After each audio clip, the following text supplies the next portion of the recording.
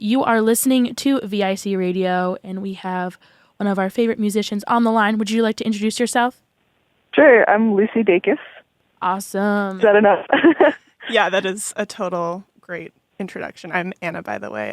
So this question, our first question. So your debut album, No Burden, recently came out on Acorn Records. Yes. And it's really awesome. I love it. Thanks. And I know VIC Radio loves it. So the recording process was really quick for No Burden, though, 1 day to be exact. So how long did it take you to write the songs for the album versus the quick recording process? I guess the songs were written over the course of like 2 years. Most of them were in 1 year. And, I guess they weren't really being written as like an album. Like there wasn't an album in mind. It kind of just appeared like, oh, there are 15 songs. I guess we can record an album now. And I guess it ended up being 9 songs. But yeah, it took much longer to write them because there's not sort of the same like exigency, I guess, in writing as there is in recording. Like you just kind of want to get it done once you're in the studio. At least I do. I prefer to not spend too much time and overthink things too much. Yeah, and so that definitely touches on our next question, because recording in that 1 day, as we all have mentioned before, seems like a daunting process. So what was that like, and how were you able to create a sound you were happy with in that span? Well, it's kind of like we didn't have time to think if we were happy or not, because we didn't just choose to record it in a day out of some, personal goal. Yeah. We only had 1 day at the studio. Gotcha. And so actually I had been playing all these songs solo for the 2 years prior. And we wrote all of the drums, all the bass, all the extra guitar parts the week before with this band of friends coming together in Nashville. And so we hadn't even played any of these songs live. So we hadn't even really tested them out to see if they really worked for a crowd. But it's like all that consideration of like, is this working? Kind of how do we put it to the side and figure out later once the recordings were made, like how do we make it work was the bigger question afterwards than in the moment. Yeah, and you mentioned that you had like kind of a band of friends that came together. And so who are kind of the other people featured on the album, and are you currently touring with the same kind of group of musicians? Yeah, the only person who's on the album that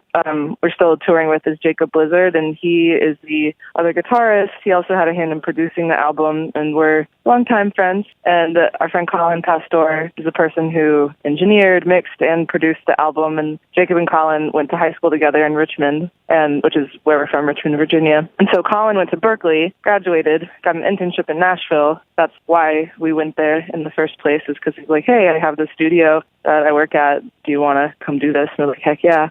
And so we enlisted some of Colin's Berkeley friends, Hayden Kocher on drums and Christine Mode on bass. And they were just down to kind of meet up for 3 or 4 practices before recording. It was like less than a week's work for them. So, they're just kind of like super helpful in making this happen. Yeah, no, that seems like a really fortunate and awesome process of creating a band. So going on one of the songs on your album, I Don't Want to Be Funny Anymore, I like the allusions kind of to the path of you deciding to be a musician, just kind of reading about your past. But it also seems to be a song about roles and assumptions people place upon other individuals. Would you talk a bit more about that song? And was there ever an exact moment when you realized music was the thing you wanted to pursue?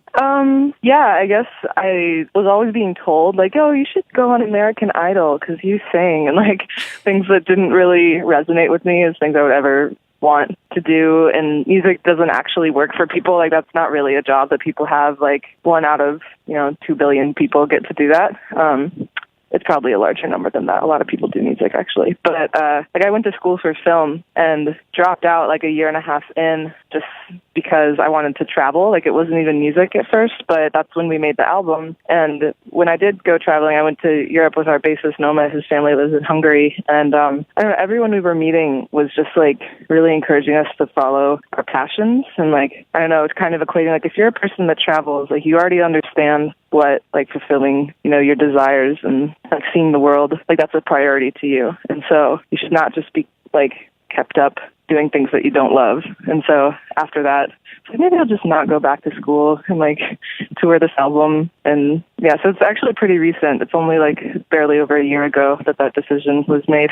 Yeah, and I definitely see kind of that passion that you're just talking about shining through. And that's like one of the reasons I feel your album has been successful, but also because it's brutally honest and deals with things that kind of resonate with a lot of people, like how hard change is, relationships, and more. And so what do you hope listeners get out of listening to your music and connecting with your lyrics? Oh, man. That's like kind of a hard question because I hope for so much, I guess, but you can never really guarantee that that's going to happen the way that you hope absolutely. for it to be. So it's almost like hard to have hopes in that regard because you're probably just like expectations in that way maybe never get met. But I guess I would hope that people feel like understood a little bit and in a positive way because like there's a lot of music that can make you feel understood in a negative way, which is also good. And like I'm super into a lot of that music, but it can keep you in this sort of horribly down place. And I wouldn't say that all these songs are like happy, like they're largely unhappy, but I don't know. There's like a sense of catharsis, I guess. Yeah, catharsis is probably the good word that I haven't used yet, like some form of catharsis. Yeah, awesome. So kind of going off of that, do you feel these songs are a good representation of where you were in your life at the time they were written? And alternatively to the previous question that you just answered, what do you get out of putting pen to paper and writing these songs, putting them into the world, and then performing them? Yeah, I mean, everything was written based off of known experience of mine. I don't think that you can write any other way. But once they're written, then I can relate to it the way anyone else relates to it. So I feel like my interpretation of it is equally as important as any other person. So they're accurate to me, but not any more accurate to somebody else, I'd say. Yeah. Maybe that's like not right, and I'm trying to deflect the personal connection to them. But what was the second part of the question? I forgot. Yeah, so then just asking before, what do you hope people get out of music? What do you personally hope to get out of your music? So what it does for me is like I'm on tour right now, and I get to meet like hundreds of people all the time, and basically introduce to them what I think they should believe about themselves, which is like they're worthwhile and like not totally out of place. And so that's personally fulfilling, but it involves so many people, and that's kind of weird to, I guess, require so much in your life. This needs an audience, and that's kind of a weird thing to come to terms with, but that is like the most fulfilling part, is that there's an audience there, and then we get to talk, and they all get to be there together, whether they're friends or about to be friends, and that's like pretty much the coolest thing I can think of. Yeah, and that's just like the great part about music in general. Yeah. And so earlier you mentioned that you and some of your bandmates are from Richmond, Virginia, and when everyday people not a part of said scene are thinking of music hubs, I think both of us included, Richmond doesn't seem to like cross the mind. So how would you describe the scene in Richmond, and what local musicians are you into? Oh my gosh. Okay, I love this question. So Richmond freaking rules, and luckily it's not oversaturated yet, but I think people are figuring out that it's awesome. I think the one reason that it hasn't is that bands don't tour as much out of Richmond. People are pretty content with the community there already because it's really supportive. There are a lot of really good venues, so much like new music being made all the time in Richmond. And so, I don't know, you can play enough shows without touring to good crowds. Luckily, a couple bands are starting to really get out there. Night Idea is a Richmond band about to go on a major tour. Our friends Spooky Cool, who are like just my favorite band, are going to be putting out an album soon. Camp Howard is an awesome band. Sleepwalkers is a Richmond band, and they're going on tour with the Lumineers soon, which is like kind of major. And then, our Uber's here. Yeah, the Trillions are really awesome. Manitree, so some members of this band are in this band Manitree, who are definitely really incredible. Yeah, you should check them out. Yeah, we actually play them on the station as well. Oh, for real? Yeah, Manitree rules. Yeah, the bassist, Noma Ilmancy, and the guitarist, Tristan Fisher, are in that band. So, awesome. Crossover, Richmond crossover there. Yeah. So kind of going off of that, and I know going like the music video you just released for I Don't Want to Be Funny Anymore features a lot of Richmond artists and people from the area. So how do you feel the scene in Richmond has shaped your sound as a musician? Probably even more than I realized, because when I started going to shows, sneaking into like shows I was too young to go to at the time in high school, and mean, the first Richmond band I saw was the Diamond Center, and we met up with them at South by Southwest this year, and like we're on the same label right now, and so that's kind of like coming full circle for us to like be associated with bands that kind of affected me when I was younger. But probably the main reason why I do music is because I saw how supportive the community was in Richmond, and bands asked me like, hey, you should get into this. Like, if you make things, then you shouldn't keep it to yourself. Like, that's a huge mentality. Like Lobo Marino is one of those bands in Richmond that basically asked me to open for them solo just a ton of times until other bands asked the same. I hope that's happening in more cities than just Richmond. Yeah, I definitely see it happen. And we like to imagine that you're a part of this glorious community of musicians and bands, Richmond and beyond. So, like, without making assumptions, who are some of your friends that you've made in the alternative music scene?